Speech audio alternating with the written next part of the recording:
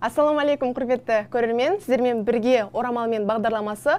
Бұл жобада біз орамал тағатын қыз-келіншектердің спортта, кәсіпте, білімде, ғылымда, түрлі салаларда жетістікке жетіп жүрген табысты жолдарымен, шынайы оқиғалармен бөлісетін боламыз.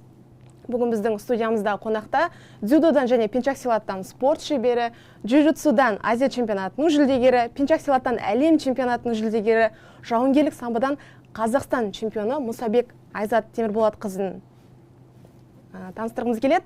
Айзат ханым, студиямызға қош келдіңіз. Қош көрдік, рахмет шақырғандарыңызға. Керемет, мынада дзюдо бар, пенчаксилат, жауынгерлік самбо дейміз. Бұл спортқа сіз қалай келдіңіз? Сол жайлы айта кетсеңіз. Мен негізі спортқа, осы үлкен спортқа 17 жасымда келдім. Ең бірінші мен дзюдомен айналыстым 4 жылдай. 4 жылдай айналысып, одан кейін самбо, жауынгерлік самбо, содан кейін джиу-джитсу, пенчаксилат спорт түрлерімен айналыса бастадым. Осы 1-2 жылда жаңағы мастер спорт орындадым. Әлем чемпионатына бардым пенчаксилаттан. 3-ші орын иелендім. Сонымен қатар джиу-джитсудан 2 дүркін күміс жүлдегер атандым Азия чемпионатында. Қазіргі таңда менің жаттықтырушым Ибрагимов Мақсат Ерғанұлы. Қазір үлкен ареналарда өнер көрсетіп жүргенім осы ағайдың арқасында. Ағайым өзіме спарринг партнер болып, әрбір техниканы, әрбір жаңа шыққан правила болса, соны маған үйретіп, түсіндіріп, маған поддержка береді көбіне. Жалпы көпшілік спортқа бала күннен келіп жатады. Сіз 17 жасында келдіңіз. Оған дейін сіз сонда мүлде спортпен айналыспағансыз, иә? Жоқ, айналыстым. Мектеп кезінде мен футбол, баскетбол, волейбол ойындармен ойнайтынмын. Колледжда дәл сол ойындарды ойнап жүре беретінмін. Бірақ кейіннен мен ойландым, мен үлкен ареналарда өзімді көргім келді. Мен Қарағанды облысы, Шет ауданы, Краснополяна ауылынан болам. Мен 9-шы класс оқып жүрген кезде біздің мектепке Төлебаев Шарқылар деген мұғалім келді. Сол кісі қазақ күресінен секция ашып, соған қатысып жүрдім. Басында ұнап жүрді, сосын 9-дан кейін қалаға келдім, колледжге оқыдым. Сонымен спортты кішкене қалып, тастап кеттім. Сосын 1-2 жылдан кейін қайта оралдым, ойладым, мүмкін осы спорт шығар, осындай бір жеке айналысып бастайын деп. Содан Нұркен Абдирова спорт сарайында дзюдо үйірмесіне бардым. Ол жерде менің тренерім Жамбек Қайрат болды, және Хожин Дәурен. Ол кісі мені 4 жыл бойы қатыстым ғой дзюдоға. Сол кісілер мені дайындаған. Жалпы осы спортқа келгеннен кейін осы спорт түрлерін орамалмен жасау сізге ешқандай қиындық тудырған жоқ па? Жоқ. Жарыстарда, жаттығуда? Жоқ, маған мүлдем кедергі жасамады. Керісінше, мен бұрында енді орамалсыз жүрген кезде шашым шығып, жылынып кететін, жаңағы маған ыңғайсыздық туындыртып, одан кейін 19 жасымда қателеспесем мен орамал кидім 2022 жылы. Сөйтіп орамалда әлігі дейін киіп жүрмін. Маған өте қатты ұнайды. Демек, орамалмен спортта ешқандай қиындық жоқ, жарыста, жаттығуда. Керісінше ыңғайлы дейсіз ғой? Керісінше ыңғайлы.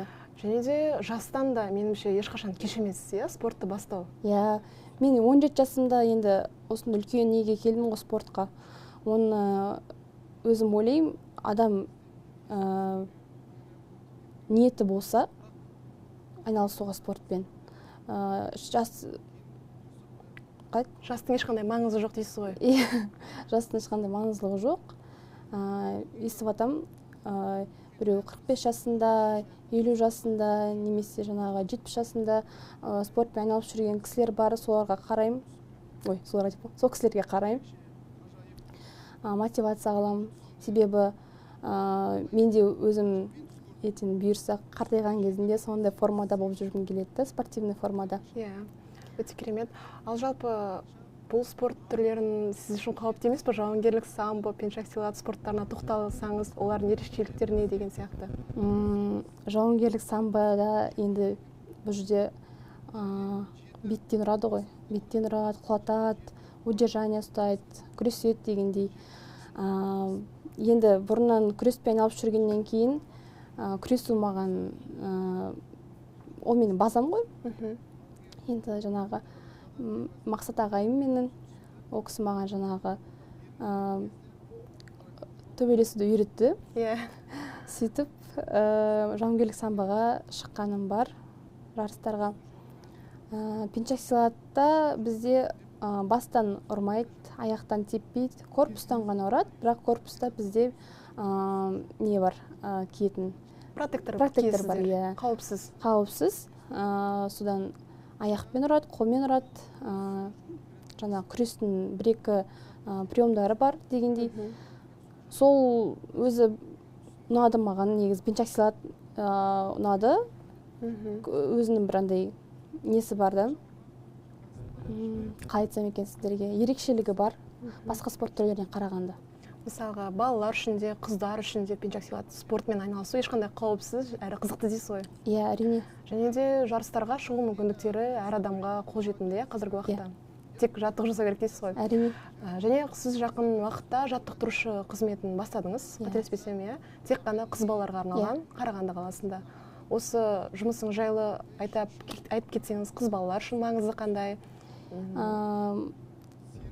Қарағанды қаласында бастағаныма аз уақыт болды, бірақ та қыз балалар көп жиналып жатыр. Себебі Қарағандыда енді, Қарағанды білмеймін енді вообще, Қазақстанда әйел жаттықтырушылар аз ғой. Сондықтан көп ата-ана жаңағы өздерінің қыздарын, жаңағы қыз келіншектерге бергісі келеді жаттықтырушыларға. Содан өзіме сондай ой келіп, ағайларым бар, ақылдасып, осындай жаттықтырамын деп шештім. Өте керемет. Қазір байқам, Қазақстанның әр өңірлерінен осылай ашып жатыр. Жалпы өзіңізге спортпен айналысу қандай мүмкіндіктерді берді? Қандай сізге сенімділік берді? Сол жайлы бөліссеңіз. Спорттың маған берген мүмкіндіктері, менде көп таныстар пайда болды. Қазақстанның әрбір қаласынан, Қазақстан демейді, шетелдерден достарым пайда болды. Жаңағындай бір-біріміз Инстаграм, ТикТоктан бір-бірімізге подписка істеп, жаңағы қал жағдайымызды біліп тұрамыз. Жаңағы обмен опыта дейді ғой. Вот сондайда нәрсе жаңағы өздерінің білгендерін үйретіп салып отырады. Мен оларды қарап отырамын. Мен де бір тырысамын бірдеңке салуға, тренировкадан мысалы жаттығу не істесем ше. Жаңағыдай басқа елдерге барамыз, басқа қалаларға барамыз. Жаңағы көп енді көп мүмкіншіліктер бар да. Танымың кеңейеді, тіпті тіл үйренуге де. Әрине. Сондықтан спорт енді жаңағы басқа елдің мәдениетінде көріп үйренеміз, танысамыз. Өйткені ол жақта біз ойлағандай емес болуы мүмкін да. Біз мысалы айтады ғой, мына жақта стереотиптер дейді ғой. Мысалы біз Өзбекстан туралы басқаша ойласақ, біз ол жаққа барғаннан кейін мүлде басқаша. Сондай бір нелері бар, мүмкіншіліктері бар енді. Және де өз елінің қадірін шетелге барғанда жақсы түсіне бастайсың. Иә. Тамағын енді біздің қазақ кухнясына дейін ба, қайтын асханасына жетпейді екен енді, рас. Ал спорттың жалпы сіздің мінезіңізге, ішкі болмысыңызға әсері қандай болды? Негізінде бұрын мен өте ашуланшақ болатын. Қазір сабырлы болуға тырысамын. Мүмкін сабырлы да шығармын, себебі бұрын дейтін жаңағы ашуланып, бірақ өзім білмеймін де не үшін ашуланып тұрғанын, бірақ ашуланып сөйтіп бұлқан-талқан болып жүретін едім де. Қазір сабырлы болып. Жалпы жарыс кезінде спортшы үшін өте бір ерекше жағдай, себебі салмақ қуады. Спорт жаңағы жарыстың алдында қобалжу болады, қорқыныш болады. сондай сәттерде сізге күш беретін, сізге сенім беретін қандай жағдайлар немесе қандай адамдар бар сізге? Сондай сәттерді қалай өткересіз? Мен салмақ қойған кезде енді мен 3-4 килограмм қуам да.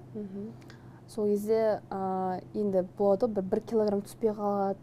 Мысалы 1 сағаттан кейін жаңағы взвешивание деген сияқты. Сол кезде ағайым көмектеседі, морально жаңағы қолдап. Айзат, бізге медаль керек, саған да керек, маған да керек деген сияқты. Сол ол кісі өзі поддержка береді. Сөйтіп өзім тырысамын салмақ жасауға. Жасап біткеннен кейін рахаттанасың ғой, су ішіп деген сияқты. Сын ең алдымен дайындаласың ғой, енді өзі салмақ өлшеу размер деген енді жарысқа бара алдында жаңа 3-4 килограмм қуып, бізде енді қазір пинчак сыйлады, таңертең өлшенеді да. Соны түнде жасап қоясың салмағын, таңертең хоп барып тұра қаласың, жақсы болып. Осы жағдайлардың өзі спортшының мінезіне, өзін ұстауына, берілмей сенімділігін де арттыратын сияқты, осындай сәтте. Әрине, самоконтроль болады. Тамақтан тыйыласың, телефоннан тыйыласың. Негізінде жаңағындай самоконтроль ұстаған кезде миың тынышталады. Ойынды жинақтайсың, фокусты қоясың, жаңағы отқан келсе ниеттенесің, жаңағы салмағында жасайсың, формаңды дайындайсың, аренаға шығып төбелесіп жаңағы орын жаңағы ұтып, ары қарай орын аласың да. Соның өзі бір андай внутренний бір не болады, іштей өз-өзімен мақтанасың да, мен осыны істедім ғой, осы еңбегім тұрарлықтай болды деп өзіңізге мақтаныш орнайды. Және осы кезеңде бір жаттықтырушының маңызы, жаттығуды жаттықтырушымен бірге және де бір ортамен жасауда маңызды сияқты. Енді кейде қазір көбісі үйде жасай береді деген сияқты. Мына жақта жаттықтырушыңыз болады, ортаңыз болады. Ол кәсіби түрде айналысуға мүмкіндік береді. Әрине, жаттықтырушы ол кісі жаңағы айтып тұрмын ғой, моральны, психолог. Енді қайтсам болады сізде. Екінші әкеміздей болып кеткен ғой. Ол кісі жаңағы бізді өзінің артынан еріп жүретін балаларымыз ғой қасында. Ол кісінің артын тыңдап, ол кісі өзінің білгенін бізге үйретіп, біз тырысамыз үйреніп алуға, себебі үлкен опыт жатыр ол кісілердің артында. Сондықтан ол кісілердің поддержкасы жаңағы бізге өте қатты керек та. Білетіндері көп болғаннан кейін тырысамыз енді үйреніп алуға барынша. Енді бір спортшыларға пайдалы кеңес болсын. Ұйқы режимі бойынша өзіңіздің жарыс алдындағы өзіңізге бір сенімділік беру жолдарыңыз жайлы, немесе арнайы бір енді жарыс алдында бір фокуста жүреді ғой, сол кезде өзіңіздің бір лайфхактарыңызбен немесе бір кеңестеріңізбен бөлісіп жіберсеңіз, спортшылар үшін пайдалы болады деп ойлаймын. Ең алдымен режим. Сағат 10-да телефонды қойып ұйықтаймыз. Таңғы сағат 7-8-де тұрамыз. Жарыс күндері жарыс уақытында немесе сбор уақытында 3 мезгіл тамақ ішеміз. Таңертең, обедте және кешке дегендей жеген кезден өз нормамызды білмеуіміз керек. Әркімнің өз нормасы әртүрлі да, аппетитіне байланысты дегендей, салмағына да байланысты. Содан жарысқа шығар алдында мен дұғамды оқып шығамын. Бұрын енді қобалжитын, қатты қобалжитын, коверға шыққан кезде де қобалжып отыратын, сондай бір қол аяғым дірілдеп дегенде ішім ауырып, сондай өзі бір моменттер болады әр спортшыларда. Кейіннен енді 3-4 жылдан кейін ондай не басылды менде. Тәжірибемен келеді ол да. Себебі қанша жарыс көресің, адамдармен сөйлесесің, күресесің, төбелесесің, бұл кезде страх дейді ғой, сейіледі екен да. Содан қазіргі таңда менде ондай қобалжу, қорқыныш деген жоқ. Тәжірибе сондай үлкен сенім алып келеді дейсіз ғой. Жалпы мысалға кез келген ата-ана өз баламды қандай спортқа берсем болады деген басты сұрақ туындайды. Әртүрлі жастағы қыз балаларға, жасөспірімдерге немесе ересек қыздарға қандай спорттан бастауға, неден бастауға кеңес бересіз? Енді әр баланың өзінің несі болады ғой, икемі болады ғой. Икемі, қабілеті болады. Мысалы, біреу күреске жақын болады, біреу жаңағы таэквондо сияқты, пенчак силатқа, мысалы, аяқпен жұмыс қой, көбіне. Сондайға жақын болады ғой, мысалы, біреу плаваниеға жақсы көреді, біреу жаңағы волейбол, футбол ойнаған жақсы көреді. Жаңағы енді өзінің қызығушылығына байланысты барған дұрыс деп ойлаймын. Мысалы, жаңағы бір 14 жастағы қыз екінші мүмкін жаңағы күреске икемі болса, күреске баруына жақсы, мысалы, немесе волейбол ойнауына жақсы. Демек, барлық спорттарға, өзі қызыққан спорт түрлеріне байқап, көріп, өзін тексерген жақсы дейсіз ғой, солай табады. Мысалы, мен 17 жасымда күреске бардым, 4 жыл қатыстым. Одан өзімді басқа спортты да көргім келді. Жаңағы жан-жақты, бастадым, жауынгерлік самбодан бастадым, одан джиу-джитсу, контакттан бастадым. Сөйтіп келе жатырмын да қазір. Өзіңді зерттеп, әрдайым дамып, үйреніп. Мен бұмен енді тоқтап қалмаймын. Одан әрі басқа спорт түрлерінде көргім келеді негізінде. Сондықтан жас ерекшелігі мына жерде маңызды емес. Ең бастысы қай жас, қандай спорт түрі маңызды емес, тек қана байқап көру. Өте керемет. Ал келесі сұрақ. Дәл қазіргі уақытта одан бөлек әдіскер жұмысын атқарасыз. Осы жұмысыңыз жайлы айта кетсеңіз? Мен олимпиадалық емес спорт түрлері бойынша жоғарғы спорт шеберлік мектебінде Қарағанды қаласында әдіскер болып жұмыс жасаймын. Не деймін? Жоқ, жалпы спортшылармен жұмыс жасаймыз, олардың ары қарай нелеріне, мен спортшыларға көбіне үлес қосқым келеді, олардың несін дамығанын қалаймын деген сияқты. Қалай? Олардың типа дамуына, спорт, қайтадан сұрақ қойын. Жұмыс жасайын деп пе? Жоқ, қоймесін сұрақ қайтадан қойым. Жауап жалғастыра бер.